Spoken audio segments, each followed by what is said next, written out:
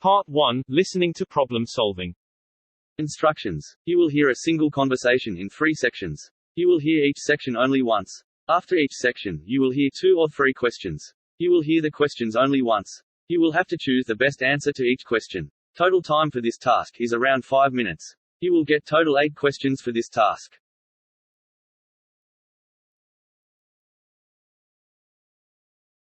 Excuse me, I'd like to buy a computer. A tablet or a laptop, I think. Sure. What do you want to use it for? I want to check my email, call my kids, maybe write some letters and things. What about playing computer games or watching movies? Do you think you'll want to do those things? Not play games, but I don't know, maybe I'll watch movies. But I have a TV and DVD player already. Okay. So if you just want to surf the internet, set your schedule, that kind of thing, you might do well with a tablet. The thing is, if you want to do a lot of writing, you should also get a keyboard. Otherwise, it'll be really slow to type. So for emails and letters and things, I'd have to get a keyboard? I'll definitely need to do that. Yes.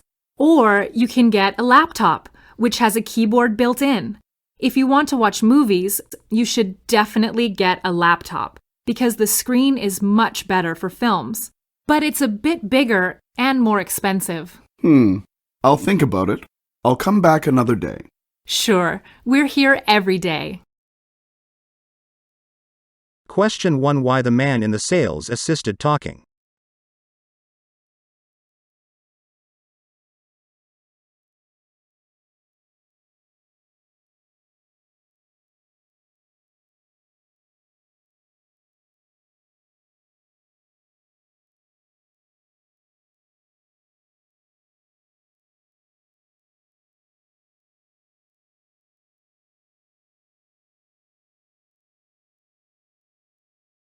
Question 2. What does the man want to do with his device?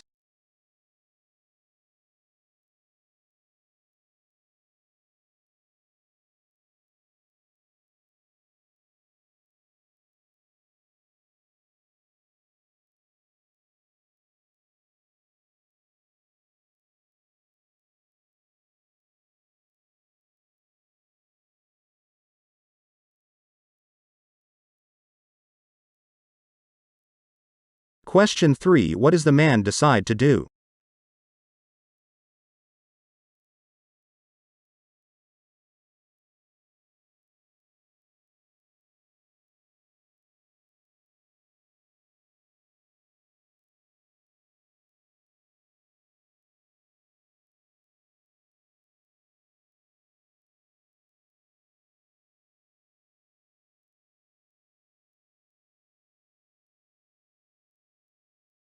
You will hear the second section of the conversation shortly.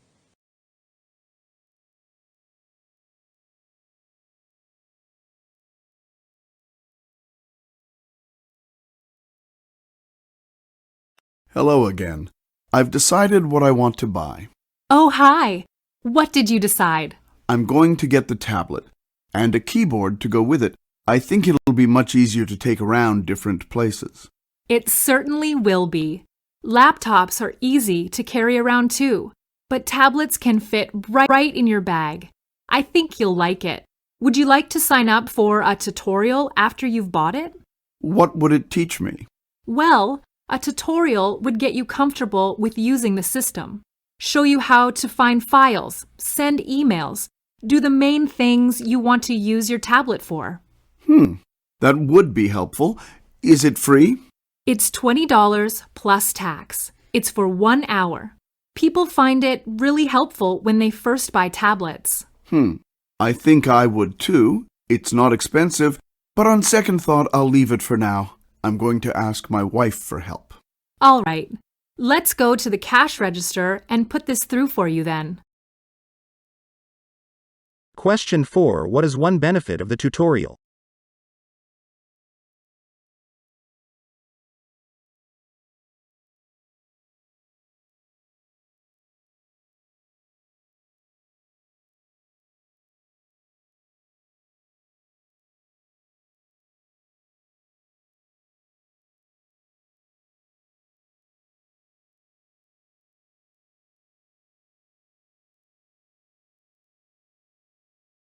Question 5. Does the man to take the tutorial?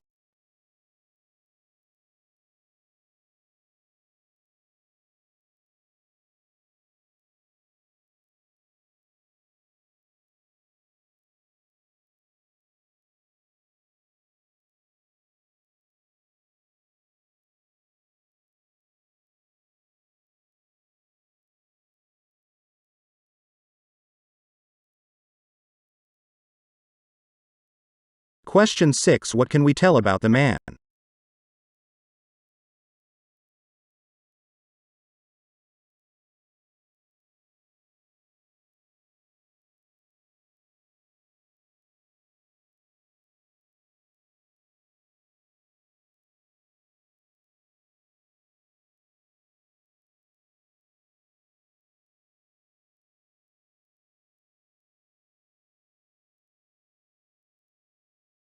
You will hear the third section of the conversation shortly.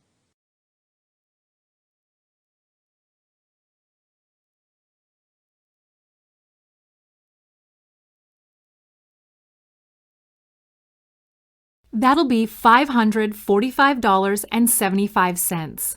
How would you like to pay? I'll pay with cash, please.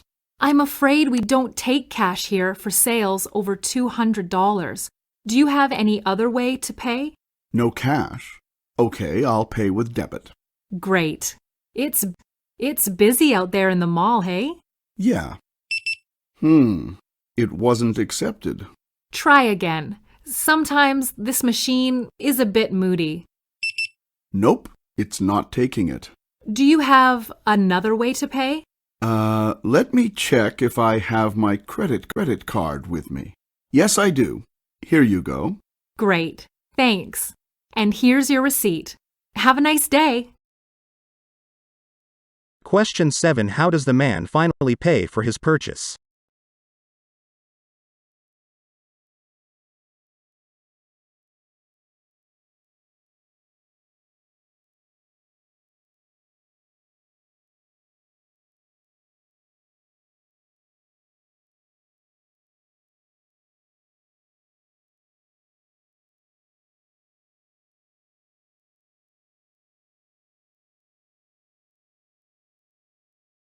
Question 8. Why does the man have trouble making the payment?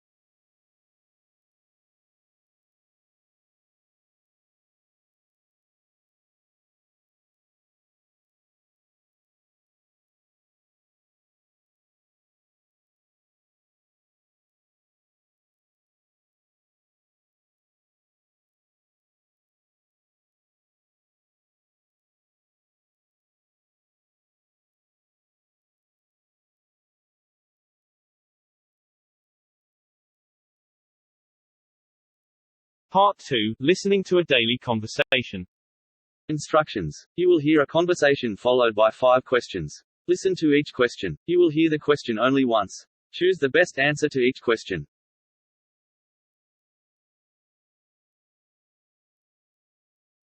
At last, you're home. You're about an hour late. I know. The traffic was just terrible. I don't think I moved more than 100 meters in half an hour. I would have called you, but my cell phone battery was dead. Do you know what caused the delay? I didn't hear about any accidents on the news. Well, I don't think there was a car accident, but there was an oil spill. A gas tanker spilled oil across the road, so they had to shut down the whole road for 30 minutes. There were 3 fire trucks cleaning up the mess. Well, if there was oil on the road, then they would have to close it down. Otherwise, it would be dangerous for cars, and even more dangerous for motorcycles. That's true. Didn't we have a table booked at the Thai Palace tonight? We did, but there's no way we'll make it in time, and that restaurant is always busy. We won't get in if we miss our reservation. I've been looking forward to going to the Thai Palace all week. There's nothing to eat in the house except bread and cheese. I think we should go somewhere else. Well, what do you have in mind? I know there's another Thai restaurant on 3rd Street. It's called the Bangkok Garden. That's right. But the Bangkok Garden is really pricey and not as good as the Thai Palace. How about we go for Indian instead? Works for me. I'm always good for a curry. We can go to the Indian restaurant next to my office. Do you think we should call them first? I don't want to get there and find that they are already full. I don't think that's necessary. They're located in the business district. I know they are busy at lunchtime, but there aren't that many people in the evening. Most of the office workers have gone home by around 6. I think we should be able to get a table without a reservation.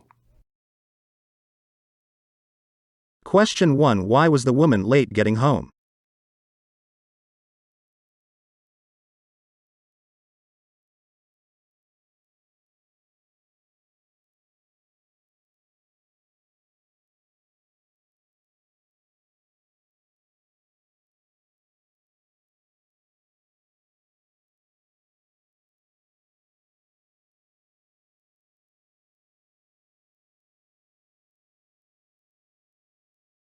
Question 2. Why was getting home late an inconvenience?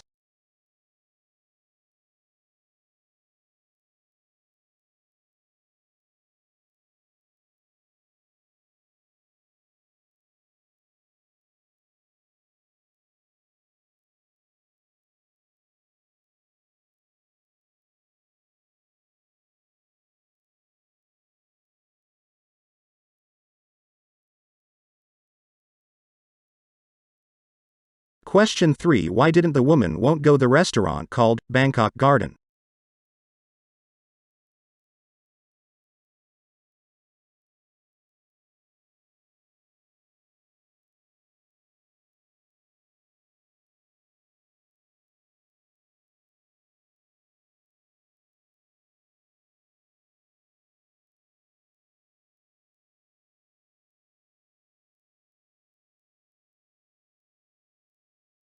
Question 4. What did the woman suggest they do for the dinner?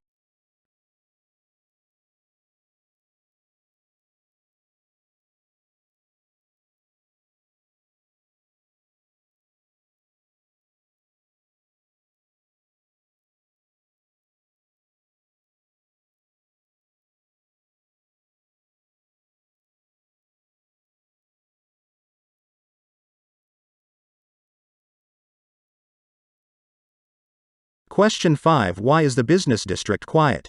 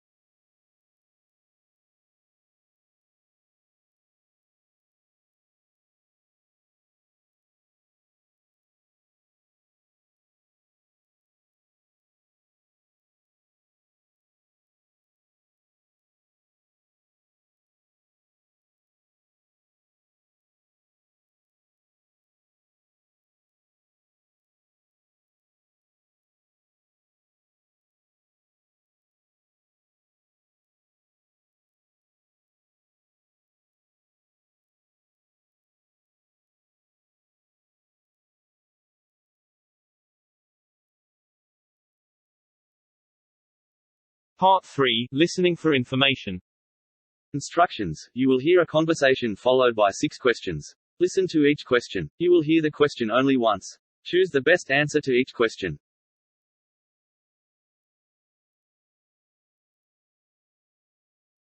Thank you so much for meeting with me.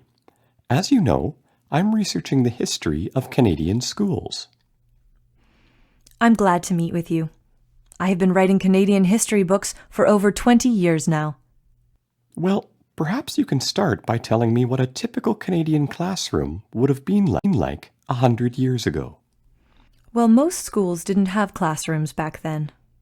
Remember, in those days, most Canadians lived in small communities.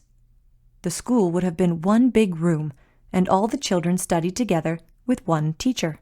So there was one classroom. It was called a schoolroom or schoolhouse. It must have been very difficult to teach so many different ages at one time. Well, in the schoolhouse, the students were divided by ability in math and reading. The teacher gave the students tasks to do that were appropriate to their level. The teacher wrote questions on a large blackboard, and the children wrote the answers on a tablet called a slate. Alternatively, the children would have to study out of their school books. So the children just had to sit and memorize information and sums without much help at all? Well, not really. Students also played an important role in helping each other. The teacher would often ask the older or faster students to help the others. Also, the children did not have to memorize facts as much as you may think. For the most part, the teacher wanted them to learn rules. What kind of rules did they have to learn? In those days, teachers believed that there were rules for everything. Of course, there were math rules and also writing rules, such as grammar.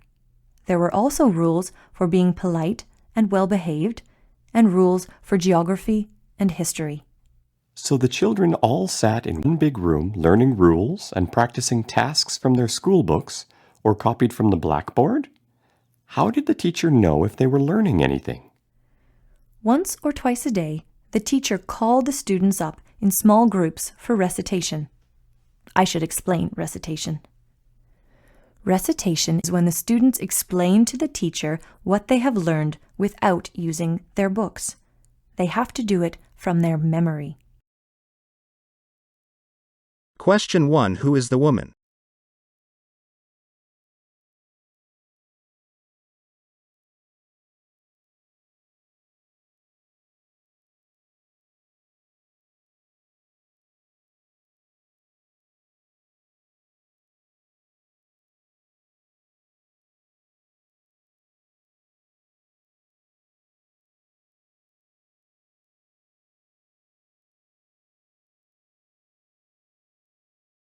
Question 2. How were the children taught in schoolrooms 100 years ago?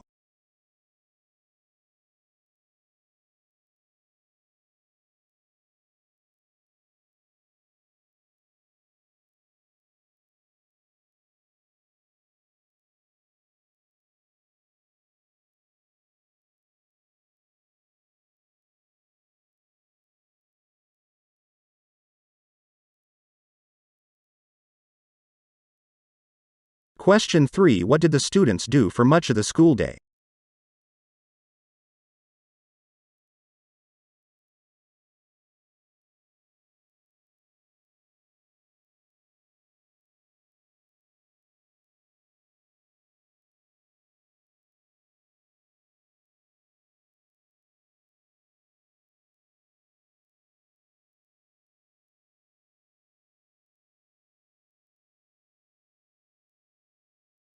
Question 4. What did teachers think was important for children to learn?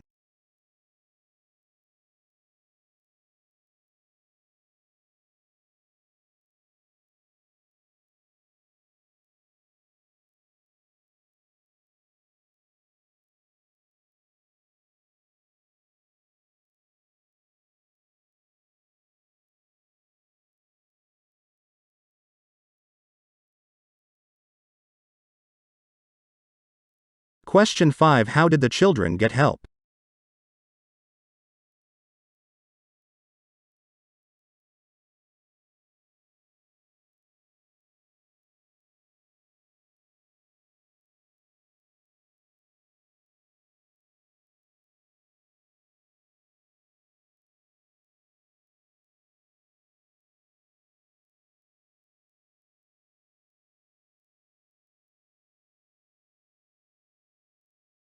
Question 6. What is recitation?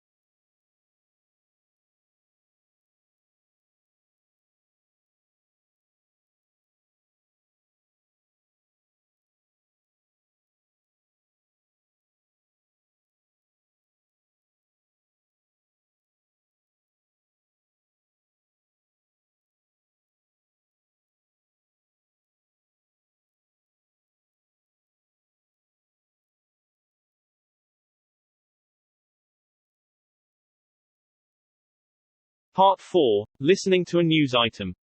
Instructions. You will hear a news item once. It is about 1.5 minutes long. Then 5 questions will appear. Choose the best way to complete each statement from the drop-down menu.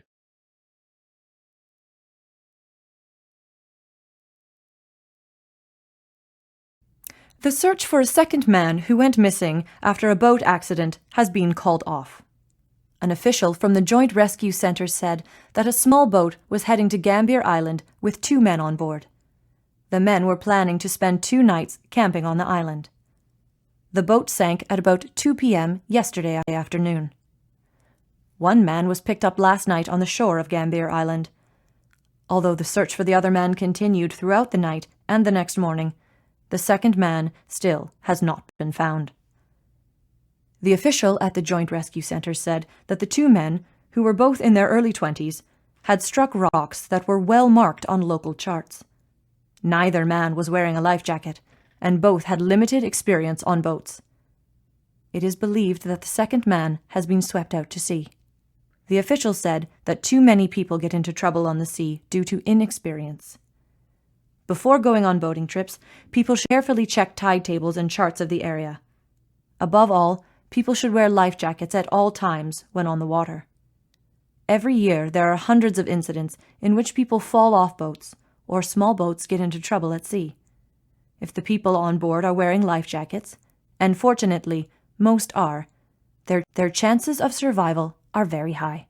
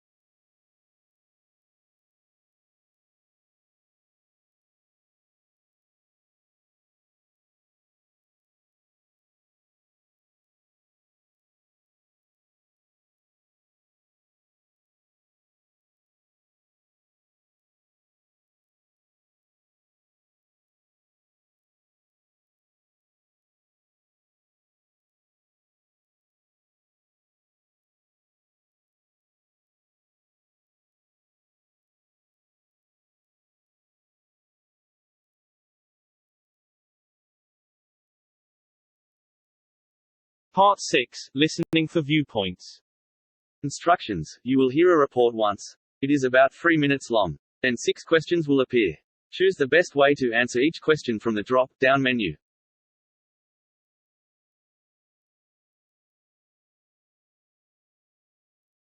Community care is an issue that is finally gaining the attention of our politicians. Ms. Stone is a community care worker who recently met with Mr. Gill, the provincial government's Minister of Health Services. Ms. Stone related the story of a 68-year-old mother named Jennifer. According to Ms. Stone, Jennifer has an adult son who is disabled. She has no idea who will care for her son when she is no longer able to take care of him. Jennifer wants her son to live in his own community and close to his family. Jennifer says she is exhausted and experiencing mental, emotional, and physical burnout as she cares for her son with little support from the government and with no one around to lend a hand. The provincial government's Minister of Health Services, Mr. Gill, responded to Ms. Stone's comments, stating that he recognized the difficulties faced by families with disabled adult children. Mr. Gill noted, however, that the government has already provided monetary support directly to such families. In addition to providing fiscal support, the government also provides community care homes for 785 clients. The minister recognized that provincial support may still be insufficient. Nonetheless, he insisted that the province is currently doing everything in its power to provide the best care possible. Ms. Stone was satisfied by the minister's response. Money, she argued, is not enough. Families are unable to provide all the care their disabled children need. The reality for many aging parents today is that they will, with great reluctance, put their disabled son or daughter into a long-term care facility. Although long-term care facilities often isolate disabled people, many aging parents simply have no other options. Ms. Stone argued that alternative community care options need to be provided, such as visiting nurses, supported community housing, and small group homes. Disabled people could then function as members of their own local communities. It seems that there is a general agreement that people with severe disabilities should be cared for in the community. Both Ms. Stone and Mr. Gill hold that the rights of disabled people and their families must be recognized. Moreover, both recognize that these rights involve the inclusion of all people in their communities, no matter what their disability may be.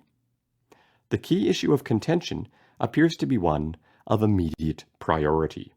Ms. Stone is seeking substantive additional funding in order to directly support families. She also wants community care homes established now. The government, however, is taking an incremental approach to support, providing additional funding as and when able to do so.